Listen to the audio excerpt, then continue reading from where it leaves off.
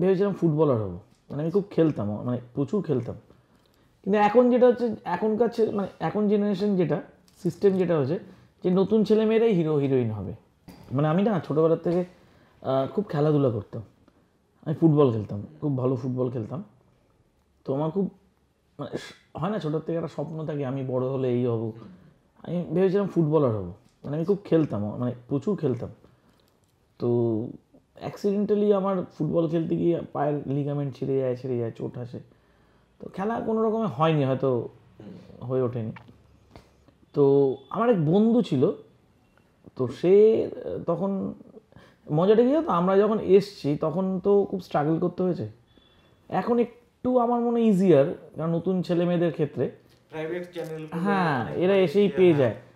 এবার আমরা যখন শুরু করেছিলাম তখন যে কোনো সিরিয়ালের হিরো হিরোইন হচ্ছে বক্স আর্টিস্ট হতে হবে, মানে নোন ফেস হতে হবে, যারা প্রতিষ্ঠিত। তাদের অতিক্রম করে আমাদের সেই জায়গায় আসাটা একটু টাফ জব ছিল।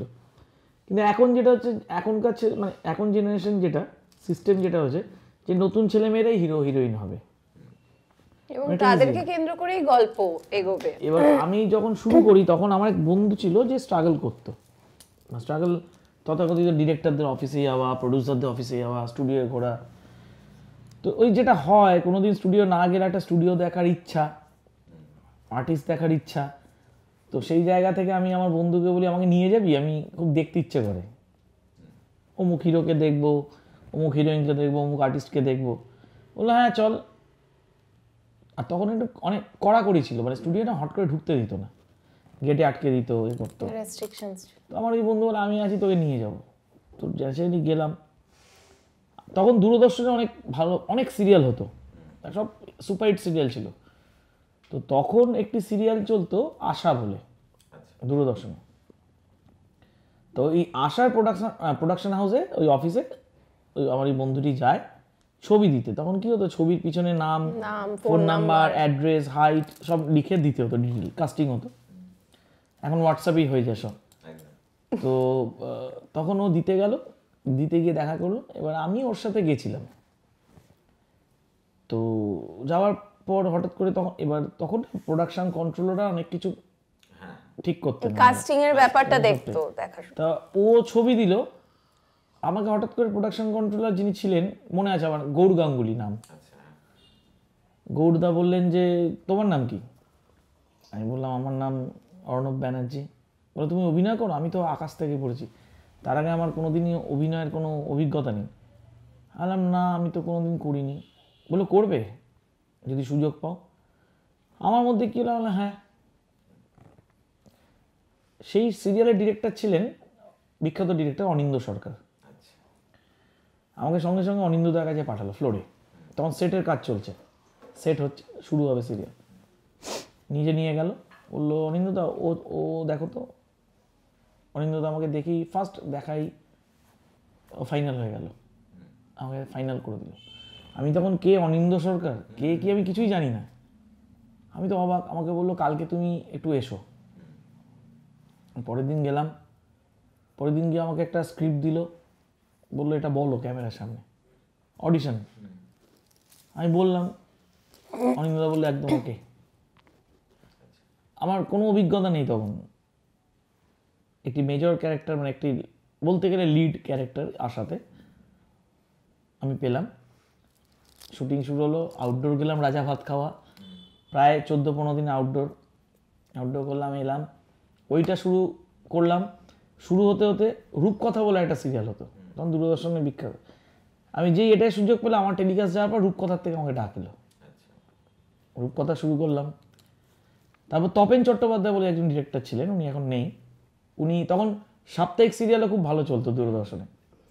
তো স্বর্ণলতা বলে একটি সিরিয়াল করেন, তাতে হিরোটা আমায় সিলেক্ট করলেন। আমি করলাম 26 এপিসোডে, 26 সপ্তাহ ধরে করলাম। এই করতে করতে তখন তো আমি পড়াশোনা করছি, আমার পড়াশোনাটা কোথাও হ্যাম্পার হচ্ছিল। তো সেই সময় আমি কী করলাম, আর কাজ করলাম না কিছু। তারপর পড়াশোনা, গ্র্যাজুয়েশান, এই সেই অনেক কিছু। তো পড়াশোনাটা করলাম, মাস্টার ডিগ্রি করছিলাম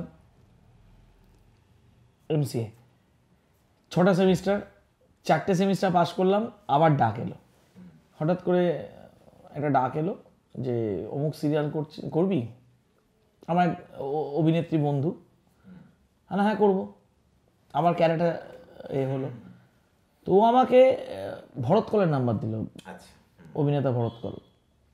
সিরিয়ালটির নাম এই তো জীবন, তখন ইটিভিতে হতো, এক আকাশের নিচে জিতে হতো, আলফা বাংলা, আর ইটিভিতে এই তো জীবন, দুটোই সুপারহিট। তো এই তো জীবনে নতুন জেনারেশন আসবে, তখন ওই ভরত কলের সাথে দেখা, ভরত কল এবং জয় মুখার্জি ডিরেক্টর ছিলেন, সঙ্গে সঙ্গে যেতেই বললো ডান, একদম ফাইনাল। তো যিশুর ছেলে, যিশু সেনগুপ্তর ছেলে, নেক্সট জেনারেশন, আমি প্লে করলাম লিড ক্যারেক্টারে।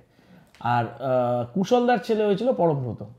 তো আমরা দুজন তখন আসি, এই তো জীবন শুরু করলাম, এই তারপর চলতে থাকলো।